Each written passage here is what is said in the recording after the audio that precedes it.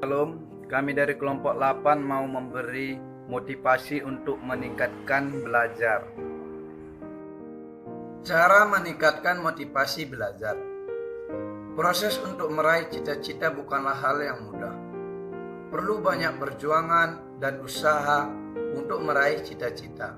Dimulai dari diri sendiri terlebih dahulu, lalu niat, lalu usaha, lalu diiringi oleh doa, atau istilah lain adalah era et labora, bekerja sambil berdoa. Kesulitan dalam proses belajar adalah menemukan motivasi, dan banyak orang bertanya, bagaimana cara menemukan motivasi belajar? Nah, bagi kamu yang merasa sedih, lelah, dan kehilangan motivasi belajar, kami akan memberi beberapa cara untuk.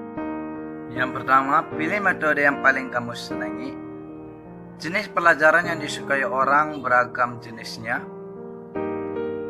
Masing-masing orang memiliki metode-metodenya masing-masing.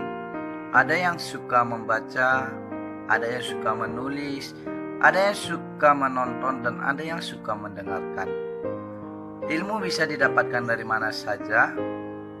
Maka dari itu, kamu harus bisa dapat menyesuaikan metode. Shalom, kami dari kelompok 8 mau memberi motivasi untuk meningkatkan belajar.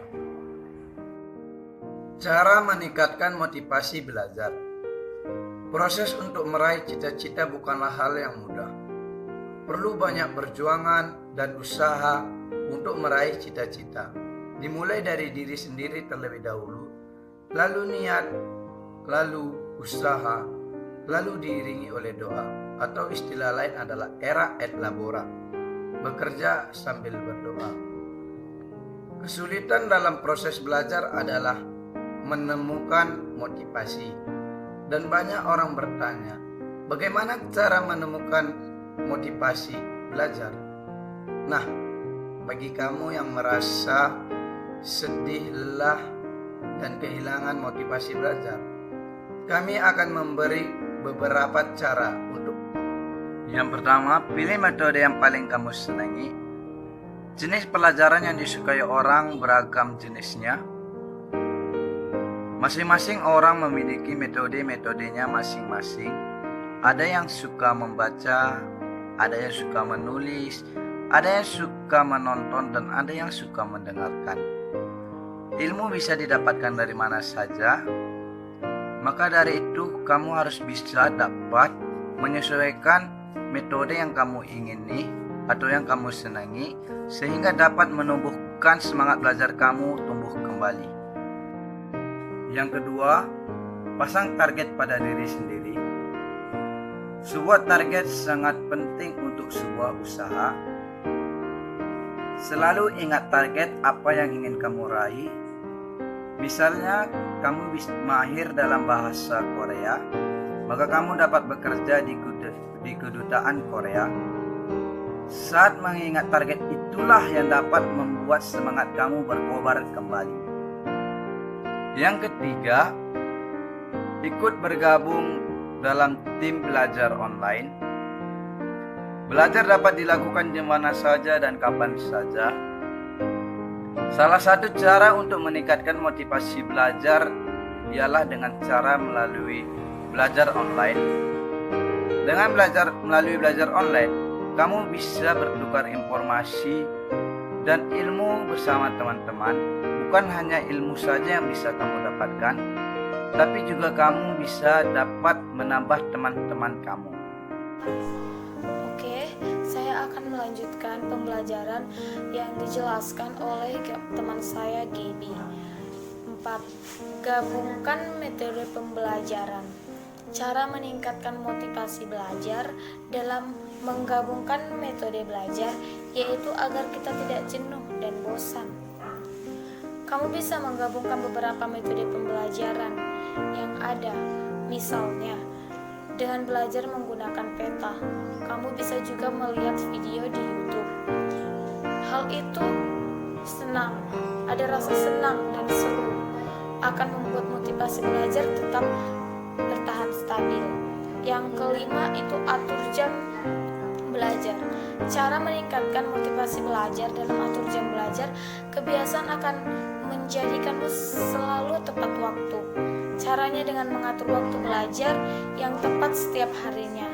Misalnya, pengaturan jam belajar setiap hari pukul jam 22 WIB. Kamu akan mulai terbiasa dan konsisten dengan jam tersebut. Bahkan rasa kantuk tak akan melunturkan rasa semangat belajar kamu. Dan yang keenam, beri pengharapan kecil pada diri kita sendiri. Cara meningkatkan motivasi belajar pada diri kita sendiri itu memberikan penghargaan, yaitu mulailah untuk bisa menghargai diri kita sendiri, hasil karya kita sendiri.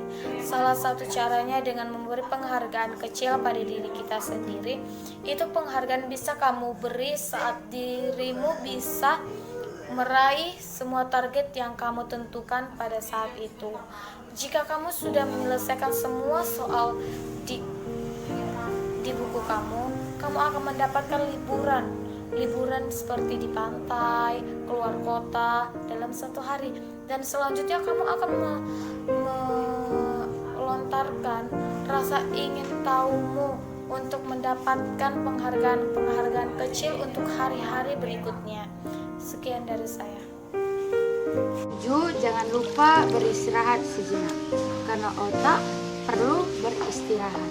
Jika kamu belajar terus-menerus dan tidak beristirahat, maka kamu akan sakit. Yang ke-8, hindari gangguan kecil. Artinya kita belajar, hindari gangguan sekecil apapun yang dapat mengganggu konsentrasi belajar kita.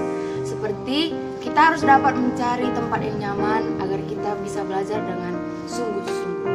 Yang ke-9, jangan malu bertanya.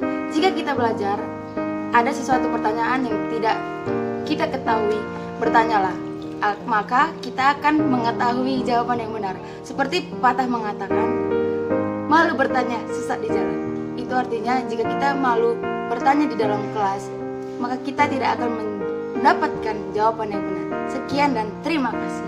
Sampai jumpa.